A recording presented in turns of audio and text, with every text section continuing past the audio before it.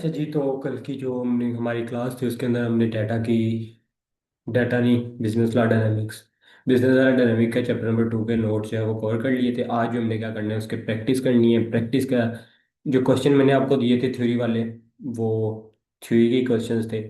आज जो हम देख रहे होंगे केस स्टडी देख रहे होंगे, तो आज की क्लास जो है वो जाहिर सी बात है सुपर इंपॉर्टेंट है। क्वेश्चन हम सारे देख लेते हैं क्योंकि ज़्यादा यहाँ पे टाइम नहीं लगेगा। ये जो क्वेश्चंस भी आ रहे हैं ना, ये भी एक बुक आपको वॉल्यूम 2 मिलेगा सर उसामा का ही। उस वॉल्यूम 2 के अंदर सारे पास पेपर्स जो है वो सेपरेट हुए हैं। अगर आपको और कोई मिल रहा है तो वो आप ले लेना, जिसमें सारे पास पेपर क्या हुए होंगे, सेपरेट हुए होंगे। और सारे के सारे जो है चैप्टर वाइज सेपरेट हुए होंगे। ठीक है। लेकिन एंड पे हमने क्या करना है, एंड पे फुल बुक ही की ही प्रैक्टिस कर रहे होंगे हम। अब चैप्टर नंबर 2 के अंदर पहला क्वेश्चन क्या आ रहा है? पहला क्वेश्चन ये आ रहा है कि एक्सेप्टेंस को आप लोग डिफाइन करो। एक्सेप्टेंस वैलिड कब होती है इसके बारे में बताना है। 7 नंबर का सवाल है। देखो जो पुराने सवाल है ना वो थोड़े थ्योरेटिकल आते रहे। लेट मी सी यहाँ पे क्या अंदर आ गए। तो वो क्या आते रहे हैं, थ्योरेटिकल आते रहे हैं, लेकिन बाद में एग्जामिनर का जो ट्रेंड है वो क्या होता है, चेंज होता रहा है। यहाँ पे इसका आंसर मैं आपको यहाँ पे दिखाता हूँ। तो ये क्या है, थ्योरी थ्योरी का आंसर, थ्योरी का क्वेश्चन था, थ्योरी आंसर थी। तो थ्योरी वाले क्वेश्चन जो है उनको मैं ज़रा डिटेल से इतना नहीं समझा रहा हूँ। यहाँ तक बात क्लियर है। अब जो है वापिस से क्वेश्चन की तरफ आते हैं। दूसरा क्वेश्चन क्या है, what is the time limit after which the proposal can not be revoked. ये भी थ्योरी का क्वेश्चन है। ये भी किस किस चीज़ का क्वेश्चन है, थ्योरी का। और इसके आगे देखते हैं तीसरा question, on which ground proposal stands revoked. Proposal revoke कब होता है? तो वो भी जो है एक थ्योरी का क्वेश्चन है ये भी। ये तो मैंने वैसे ही आपको जो है क्वेश्चन करने के लिए दे दिए थे। आगे ये हमारे पास पहली केस स्टडी है, ये 2015 में हमारे पास आया। मुराद ऑफर्ड हिज कार टू सनम। उसने सनम को अपनी कार ऑफर किया। यहाँ पे एक चीज समझ लो, सबसे पहले क्या हुई है, ऑफर हुई है। कहाँ पे है ये? सबसे पहले क्या हुई है, ऑफर हुई है। तो यहाँ पे कंसिडरेशन भी लिखी हुई है। हमने क्या पढ़ा था, रिवाइज करो जरा कंसेप्ट कि ऑफर के साथ जब कंसिडरेशन मिलती है तो ऑफर के साथ कंसिडरेशन मिलती है, नहीं जी बिल्कुल भी नहीं। प्रॉमिस के साथ कंसिडरेशन मिलती है। तो फिर क्या बनता है हमारे पास, एग्रीमेंट बनता है। अच्छा, सनम ने क्या किया, ऑफर को क्या कर लिया, एक्सेप्ट कर लिया। अब जैसे उसने एक्सेप्ट किया क्या बन गया, ये प्रॉमिस बन गया। एंड इनक्लोज्ड अ पे ऑर्डर ऑफ 150,000। उसने क्या किया, 150,000 का एक पे ऑर्डर बना दिया और प्रॉमिस किया कि वो जो रिमेनिंग अमाउंट है वो मंथली इंस्टॉलमेंट में पे कर देगी। ये बात यहाँ पे लिखी हुई है। अब यहाँ पे आपने बताना है कि ये वैलिड कॉन्ट्रैक्ट है या नहीं। अब यहाँ पे आपके जेन में सबसे पहले ये चीज़ आनी चाहिए, वो काउंटर ऑफर का कंसेप्ट जेन में आना चाहिए। तो ये किस चीज़ का केस है, काउंटर ऑफर का। अब इसका आंसर देख लेते हैं। ये देखो, एक्सेप्टेंस क्या होनी चाहिए, अनकंडीशनल होनी चाहिए। लेकिन यहाँ पर उसने क्या लगा दिया, कंडीशन लगा दी। तो जैसे ही कंडीशन लगाई वो क्या होगी, एक काउंटर ऑफर बन गई। अच्छा, in case since the offer has been accepted with variation, उसने वेरिएशन की है तो वो क्या कहेंगे इसे, क्वालिफाइड। अच्छा, ये क्वालिफाइड एक्सेप्टेंस किसे कहते हैं, काउंटर ऑफर का ही दूसरा नाम क्या है, क्वालिफाइड एक्सेप्टेंस। तो ये वर्ड आपने याद रखना है, बुक पे नहीं लिखा हुआ था, यहाँ पे लिखा हुआ है। अब यहाँ पे हमने पढ़ लिया है, इसीलिए पास पेपर्स करना बहुत जरूरी है। तो यहाँ पे कुछ ऐसे वर्ड्स आ जाते हैं जो वहाँ पे हमने नहीं पढ़े, यहाँ पे हम लोग उन वर्ड्स को सीख लेते हैं, ला के वर्ड्स है ना। तो क्वालिफाइड एक्सेप्टेंस भी काउंटर ऑफर का नाम ही है। आप यहाँ पे काउंटर ऑफर भी लिख सकते हो। देयरफॉर जो कॉन्ट्रैक्ट है मुराद और सनम के दरमियान में, वो नहीं बना हुआ। क्या हुआ, वो एग्जिस्ट नहीं करता है। वो कॉन्ट्रैक्ट जो है हैज नॉट बीन फॉर्म। लेकिन अगर मुराद ने, देखे ना यहाँ पे हमारे पास क्या था, मुराद ने सनम को ऑफर की थी लेकिन सनम ने वापस से क्या किया, मुराद को ऑफर कर दी। तो अगर मुराद ये वाली ऑफर एक्सेप्ट कर लेगा तो फिर क्या होगा, फिर ये कॉन्ट्रैक्ट एग्जिस्ट करेगा, वैलिड कॉन्ट्रैक्ट बन जाएगा। देखो, ला के जब क्वेश्चंस आते हैं ना, तो आपको सारी बातें लिखनी होती है, सिर्फ एक बात नहीं आपने लिखनी। एक बात तो ये थी कि वो ऑफर, वो जो कॉन्ट्रैक्ट है वो नहीं बना। दूसरी बात ये भी बतानी है कि वो कॉन्ट्रैक्ट किस तरह बन सकता है। तो यहाँ पे हमने वो दूसरी बात लिखी है। ये चीज़ जो है ना, ये बच्चे काफ़ी सारे पेपर के अंदर मिस कर देते हैं। तो अगर मुराद ने एक्सेप्ट कर ली काउंटर ऑफर तो क्या हो जाएगी, हमारे पास एक एक्सेप्टेंस बन जाएगी। और जो ऑफर होगा वो एक्सेप्ट हो जाएगा, काउंटर ऑफर एक्सेप्ट हो जाएगा और वैलिड कॉन्ट्रैक्ट बन जाएगा। अब यहाँ पे एग्जामिनर कमेंट्स आपके लिए सबसे इंपॉर्टेंट है, क्योंकि क्वेश्चन जो है, क्वेश्चन के अंदर मिस्टेक्स हो सकते हैं, लेकिन एग्जामिनर कमेंट्स आपको बताते हैं एग्जामिनर का पॉइंट ऑफ व्यू। ठीक है। अच्छा, मेजोरिटी ऑफ द करेक्ट उन्होंने आइडेंटिफाई कर लिया, वो फेल हो गए। ये बात बताने के लिए, यही बात बताने की जो बात मैंने आपको एंड पे कही है, वही बात बताने के लिए मेजोरिटी ऑफ द स्टूडेंट क्या हो गए, फेल हो गए। क्या बात थी, वो ये वाली बात थी कि अगर मुराद ने काउंटर ऑफर एक्सेप्ट कर ली, सनम ने जो की है, तो ये क्या हो जाएगा, एक बाइंडिंग कॉन्ट्रैक्ट बन जाएगा। ठीक है। अब आगे चलते हैं। दो चीजें आपके लिए पास पेपर के अंदर, दो चीजें आपके लिए सबसे ज्यादा काम की हैं। एक क्या है, क्वेश्चंस, क्वेश्चन तो काम के हैं ही। दूसरे नंबर पे दूसरे नंबर पे एग्जामिनर के कमेंट्स, वो एग्जामिनर ने दिए हुए होते हैं आप बच्चों के पेपर देखने के बाद। और तीसरे नंबर पे क्या चीज़ सबसे ज़्यादा इंपॉर्टेंट है, वो है मार्किंग स्कीम। मार्किंग स्कीम आपने देखनी है कि वो नंबर्स देता किस तरह है। चले आगे वाला क्वेश्चन देखते हैं।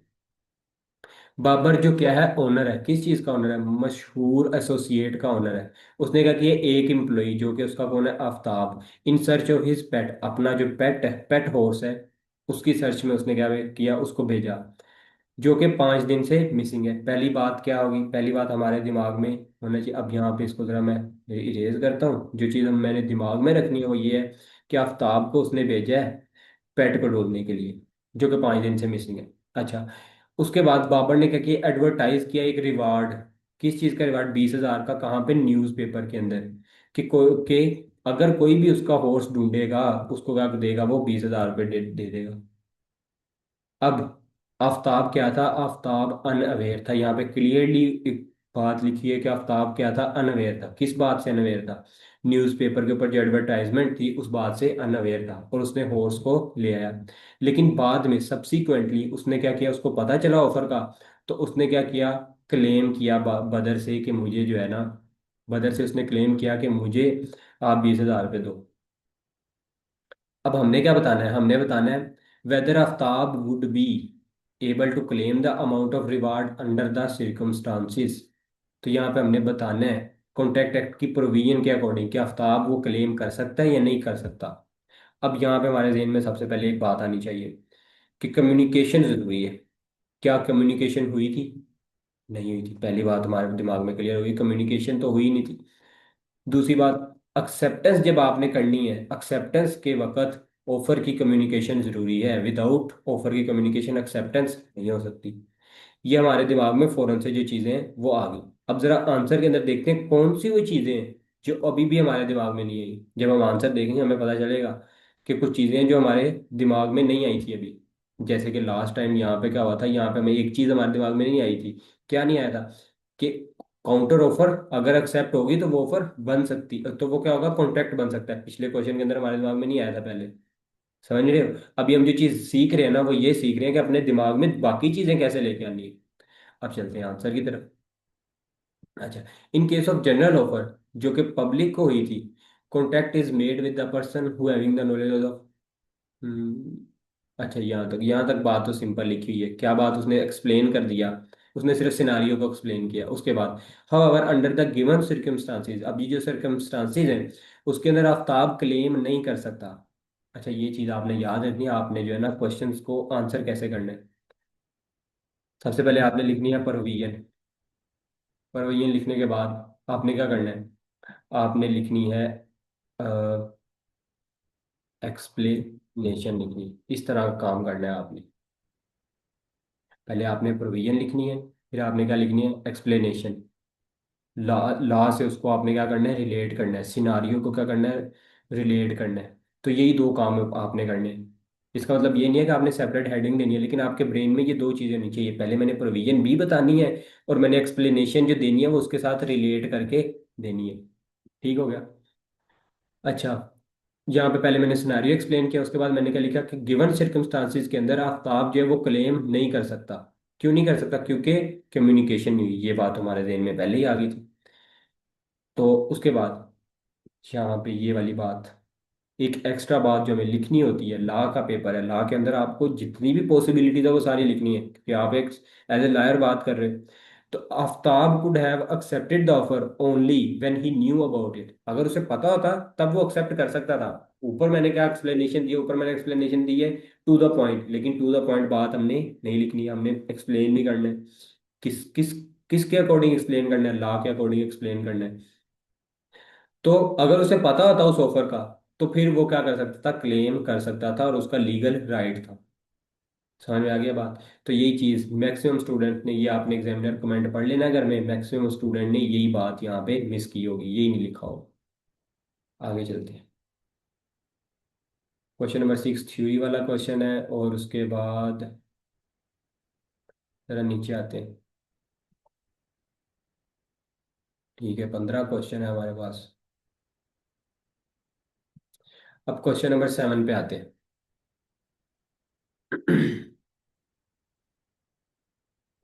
3 सितंबर को सलीम ने क्या किया, ऑफर किया बाय लेटर, कि किस चीज का ऑफर किया, कि अपना वो लैपटॉप किसको सेल कर दे, गाजी को। कितनी अमाउंट का, 50,000 रुपए का। और गाजी ने वो लेटर कब रिसीव किया, 5 सितंबर को रिसीव किया। अच्छा, ये वाला जो क्वेश्चन है ना, ये आपने खुद करके मुझे भेजना है, ये खुद करके आपने मुझे भेजना है। और हर बंदे का मैं चेक करके फिर स्पेसिफिक आपको बता दूंगा कि क्या गलती है यहाँ पे। समझ में आ गई बात। तो ये आपका क्या है, ये होमवर्क हो गया। जिस तरह पहले थ्योरी वाले क्वेश्चन सारे आपने होमवर्क में किए हैं ना, तो ये भी आपका होमवर्क हो गया। अब आगे चलते हैं। अच्छा, इसकी रिक्वायरमेंट यहाँ नीचे लिखी हुई है कि इसमें आपकी रिक्वायरमेंट क्या है। आगे क्वेश्चन नंबर 8, फॉलोइंग सिनारियो को हमने रेस्पोंड करना है। अच्छा, अहमद कहाँ पे है, वो इंटरेस्टेड है आदिल की डीएचए की प्रॉपर्टी परचेज करने में, और उसने उसको लेटर लिख दिया है।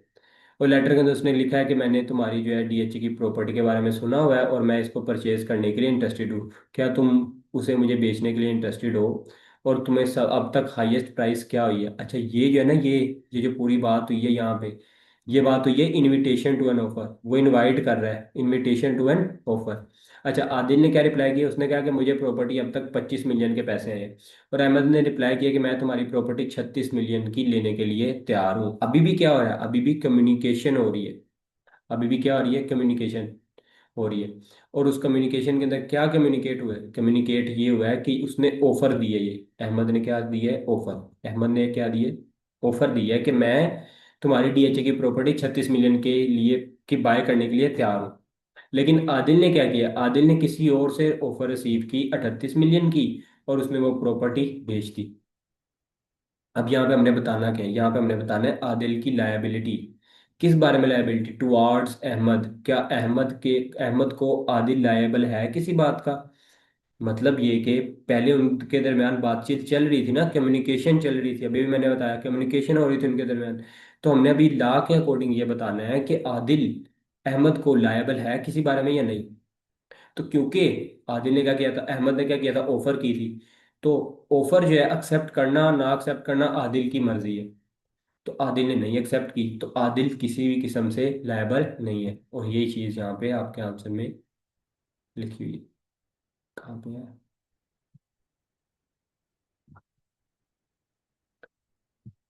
यहाँ पे सारी बात लिखी हुई है। ये देखो, आदिल ने जो लेटर सेंड किया था वो इटसेल्फ एन ऑफर था, और एक्सेप्टेंस टू एन ऑफर नहीं था।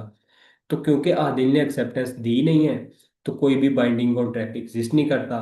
तो इसी वजह से कोई भी आदिल की तरफ से लायबिलिटी नहीं एग्जिस्ट करती। उसके बाद क्वेश्चन नंबर 9, इस सिनारियो को हमने क्या करना है, रिस्पोंड करना है। क्वेश्चन के जब भी आपने क्वेश्चन देखना, उसके अंदर रिक्वायरमेंट आपने सबसे पहले देखनी है। इसके ऊपर बात करेंगे एक स्पेसिफिक, मैं वीडियो अपलोड करूंगा उसके ऊपर, यूट्यूब के ऊपर, एक क्वेश्चन को पढ़ना किस तरह है। लेकिन अभी तो साथ साथ हम लोग सीख रहे हैं ना, कि आपने इस इंडिपेंडेंट सिनारियो पे रेस्पॉन्स करना है किसकी नज़र में, कॉन्ट्रैक्ट एक्ट के अकॉर्डिंग। अच्छा, बतूल ने क्या किया, ऑफर किया साकिब को कि मैं 4200,000 का क्या करता हूँ, फ्लैट बेचना चाहती हूँ। और साकिब ने ऑफर क्या कर ली, एक्सेप्ट कर ली, और चेक भेजा 1500 का, 1500,000 का। और कहा कि वो बाकी जो है, अच्छा ये वाला सेम क्वेश्चन है कि वैलिड कॉन्टैक्ट है या नहीं, अभी अभी हम लोग ऊपर करके हैं। तो ये भी हमने कर लिया हुआ ऊपर, इसको रीड करना है आपने।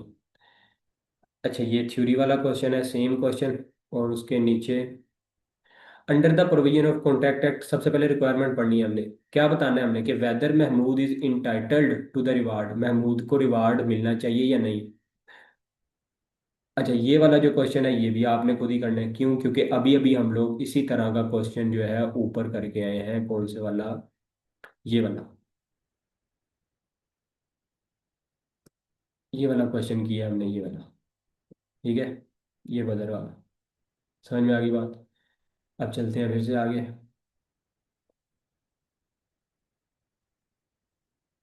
अब यहाँ पे आपके पास दो क्वेश्चन हो गए होमवर्क में जो आपने करने हैं। अभी मैं और भी दूंगा, जान नहीं छोड़ने वाली यहाँ पे। इसके बाद क्वेश्चन नंबर 11। अब यहाँ पे जो क्वेश्चन आ गया ब्रीच ऑफ कॉन्ट्रैक्ट का आ गया है। अफीनम लिमिटेड एक न्यू कस्टमर है, वो बीटी के पास गया है। किस लिए? कि उसने 5 टेलीविजन के सेट क्या करने हैं, परचेज करने हैं। बीटी क्या हुआ, उसने अग्री कर लिया कि वो 6 मार्च को सप्लाई दे देगा, डिस्काउंट देगा। अच्छा, यहाँ पे देखो, यहाँ पे उसने क्या लिखा, डिस्काउंट ऑफ आइदर 10% और 15%। आइदर 10% और 15%। तो यहाँ पे सबसे पहले मेरे जेहन में जो चीज़ आ रही है, अपने इमेजिन करें ना कि आप क्या चीज़ आ रही है, सर्टेन और डेफिनेट वाली बात आ रही है। अच्छा, on written flight to be finalized at the time of delivery. Delivery के वक्त वो फाइनलाइज करेगा कि उसने कितना डिस्काउंट देना है। अच्छा, डिलीवरी के वक्त उसने क्या डिमांड किया, उसने कहा कि मुझे आप 15% डिस्काउंट दो, लेकिन उसने क्या किया, रिफ्यूज कर दिया। तो क्या यहाँ पे ब्रीच ऑफ कॉन्ट्रैक्ट हो रहा है? तो यहाँ पे ब्रीच ऑफ कॉन्ट्रैक्ट तो हो ही नहीं रहा, मतलब कॉन्ट्रैक्ट टूट रहा है। ब्रीच का मतलब होता है टूटना। कॉन्ट्रैक्ट टूट रहा है यहाँ पे या नहीं? लेकिन देखो यहाँ पे कोई भी बंदा कॉन्ट्रैक्ट नहीं तोड़ रहा। क्यों? क्योंकि कॉन्ट्रैक्ट पहले एग्जिस्ट करता ही नहीं था। क्यों नहीं करता था? क्योंकि जो है एक्सेप्टेंस जो थी, यहाँ पे ये जो थी ना, ना ही एक्सेप्टेंस डेफिनेट थी, ना ही ऑफर जो थी वो डेफिनेट थी। ठीक है, अब इसका पढ़ते हैं answer, question number 11। Question number के 11 के अंदर क्या लिखा है कि वो लायबल नहीं है ब्रीच ऑफ कॉन्ट्रैक्ट के लिए। क्यों? क्योंकि अग्रीमेंट जो है उन दोनों के दरमियान वॉइड है। अच्छा, वॉइड वर्ड आपने क्या करना है, याद कर लेना है। अग्रीमेंट क्या है? वॉइड है, मतलब वो एग्जिस्ट नहीं करता है। तो ये वॉइड का मतलब होता है एग्जिस्ट ना करना, अग्रीमेंट वॉइड होना।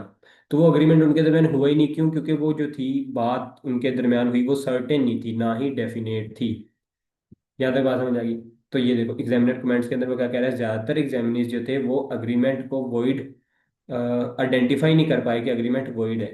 क्योंकि अग्रीमेंट वॉइड क्यों है, यहीं पे उसने आंसर लिख दिया, वॉइड इसलिए है कि सर्टेन नहीं है प्राइस। और बीटी जो है वो लायबल नहीं हो है किसी भी तरह से। बीटी जो है वो एचएल के लिए किसी भी तरह से लायबल नहीं है। आगे चलते हैं, क्वेश्चन नंबर 10, थ्योरी का क्वेश्चन। और क्वेश्चन नंबर कौन सा था ये, 12। आगे हमारे पास 3 क्वेश्चन रह गए। लाइन सीमेंट क्या करता है? लाइन सीमेंट ऑपरेट करता है middle scale cement manufacture and distributor है वो। और ये चीज़ उससे रिलेट करती है। उसने एक ऑफर रिसीव की है 50,000 bag of cement to Europe. Europe में उसने एक्सपोर्ट करने हैं 50,000 बैग्स। ये उसके पास एक ऑफर आई है। क्या ऑफर आई है? कि उसने 50,000 बैग जो है वो यूरोप में क्या करने हैं, एक्सपोर्ट करने हैं। ये ऑफर आ गया हमारे पास। According to the offer document, उस डॉक्यूमेंट में क्या लिखा है, उसको 2 सैंपल भेजने हैं। अच्छा, ये क्या है? ये देखो, ये है एक कंडीशन, और कंडीशन क्लियरली कम्युनिकेट हुई हुई है, ये हमें नजर आ रहा है। अच्छा, एलसी प्रोडक्शन टीम ने अच्छा, एलसी की जो प्रोडक्शन टीम है उसने क्या किया, फिजिबिलिटी चेक किया। लेकिन जो हेड ऑफ सेल था उसने क्या किया, उसने कहा कि for the offer acceptance to be sent immediately. उसने कहा कि ऑफर के लिए एक्सेप्टेंस उसी वक्त आप लोग भेज दो। अब यहाँ पे हुआ क्या है, यहाँ पे एक ऑफर आई है हमारे पास। किस चीज़ की ऑफर आई है? कि 50,000 बैग जो है आपने एक्सपोर्ट करने हैं, लेकिन साथ में एक कंडीशन लगी हुई है। कंडीशन क्या लगी हुई है? कि आपने जो है सीमेंट बैग्स जो है 2 सैंपल्स आपने क्या करने हैं, कस्टमर को भेजने हैं। जिसको आपने 50,000 बैग भेजने हैं उसको आपने पहले 2 सैंपल बैग्स भेजने हैं। तो यहाँ पे वो डिटेल्ड फिजिबिलिटी चेक हो रहा था, लेकिन हेड ऑफ सेल्स ने क्या कहा, हेड ऑफ सेल्स ने कहा कि आप जो है ऑफर की एक्सेप्टेंस इमीडिएटली आप लोग भेज दो। तो यहाँ पे ऑफर कब कब रिवोक हो सकती है? तो फिर से एक थ्योरी का क्वेश्चन है, लेकिन बना किस तरह का हुआ था, लग इस तरह का रहा था कि ये कौन सा क्वेश्चन है। एक केस स्टडी है, लेकिन केस स्टडी नहीं है, ये एक थ्योरी का क्वेश्चन है। यहाँ पे देखो आंसर, ये सारी कंडीशन है जब वो जो है रिवोक हो सकता है, कब कब रिवोक हो सकता है। तो ये सारी बातें यहाँ पे लिखी हुई। यहाँ पे जितनी बातें, अच्छा अब जब इस तरह का क्वेश्चन आता है ना, जो कि लगता केस स्टडी ये होता नहीं है, उसके अंदर आपको जो है ना सिनारियो से रिलेट करके अपने जो है ना क्रैमिंग जो आपने की है वो लिखनी होती है। समझ में आ गई बात? अब आगे चलते हैं। आगे ये वाला 14 वाला क्वेश्चन, रेक्टेंगल फार्मास्यूटिकल्स ने क्या किया, ऑफर किया कि 1000 कार्टन जो है वो डिस्काउंटेड प्राइस पे वो सीएम को दे देगा। और उसने क्या कहा, आपने कंफर्म ऑर्डर करना है 7 मार्च तक। ये क्या लगी मेरे पास एक कंडीशन है ये क्या आ गई कंडीशन। आरपी ने रिसीव किया उसका रिस्पॉन्स लेटर 5 मार्च को, और उसने क्या किया, ऑर्डर कंफर्म किया 500 कार्टन का। लेकिन यहाँ पे देखो, ऑफर ऑफर कितनों की हुई थी, ऑफर हुई थी 1000 की। लेकिन यहाँ पे उसने कंफर्म कितने का किया, 5000 का। और उसने क्या किया, क्या उसने साथ में एक और कंडीशन भी लगा दी, ठीक है, और एडवांस पेमेंट का चेक भी भेज दिया। अब इस सारी की बात को आपने क्या करना है, इवेल्युएट करना है। तो इवेल्युएट करके ये इसका आंसर भी आपने मुझे लिख के भेजना है। आसान सा क्वेश्चन है, पर सारी बातें हमने ऊपर पढ़ ली हुई है। जो कुछ भी यहाँ पे हो रहा है ना, वो सारी बातें पढ़ ली है। 4 नंबर के लिहाज से आपने इसका आंसर लिख के मुझे भेजना है। सही है। अब लास्ट क्वेश्चन देखने हैं इस चैप्टर का। जब Malik deals in real estate, और उसने क्या किया, अपना office major cities of Pakistan में ओपन कर लिया। Below are some of the recent events, recent event जो होगा उसमें से एक इवेंट यहाँ पे लिखा होगा। मलिक ने क्या किया, एक ऑफर रिसीव की है 15 मिलियन की, और रिक्वेस्ट क्या है कि एक्सेप्टेंस आपने तब इतने बजे तक दे देनी है। और मलिक बिलीव करता है कि वो 12 मिलियन की आ सकती है। हाउएवर मलिक जो है एवेल्युएट कर रहा है proposal deal at your price. Manager believe that there is a significant identify the policy. चलो जी, ये वाला सारा क्वेश्चन भी कौन सा है। देखो, एक दफा आपने क्वेश्चन को पढ़ना है, जब आप पढ़ लोगे उसके बाद आपको पता एंड पे पता चलेगा। अब मैंने यहाँ पे एक गलती की है। क्या गलती की, मैंने सारा इसको पढ़ा पहले, जो कि नहीं पढ़ना चाहिए था। क्या हमने क्या बात की, हमने बात की कि आपने क्या करना है, सबसे पहले रिक्वायरमेंट पढ़नी है। अगर मैं पहले रिक्वायरमेंट पढ़ लेता तो मुझे पता चल जाता कि इस सारी कहानी यहाँ पे किस बारे में बात कर रहे हैं। देखो, तो ये भी एक कौन सा क्वेश्चन है, थ्योरी का क्वेश्चन है। ये देखो, क्वेश्चन नंबर 15 भी एक कौन सा क्वेश्चन है, थ्योरी का क्वेश्चन है। कौन कौन से सिर्कमस्टांसिस है जब वो वाली ऑफर जो है वो रिवोक हो सकती है। तो वो सारा कुछ आपको पता है कि अगर रेवोकेशन ऑफ ऑफर कब होती है, रेवोकेशन ऑफ ऑफर तब होती है कि अगर आप एक्सेप्टेंस से पहले रिवोक कर दो ऑफर को। वो सारी बातें आपने यहाँ पे लिखनी है। तो यहाँ पे आपके पास जो क्वेश्चन है होमवर्क में करने के लिए, एक, दो और तीन, तीन क्वेश्चन है सिर्फ जो आपने करके भेजने हैं। ठीक है, तो हम अपनी ये वाली क्लास को यहीं पे ख़त्म करते हैं।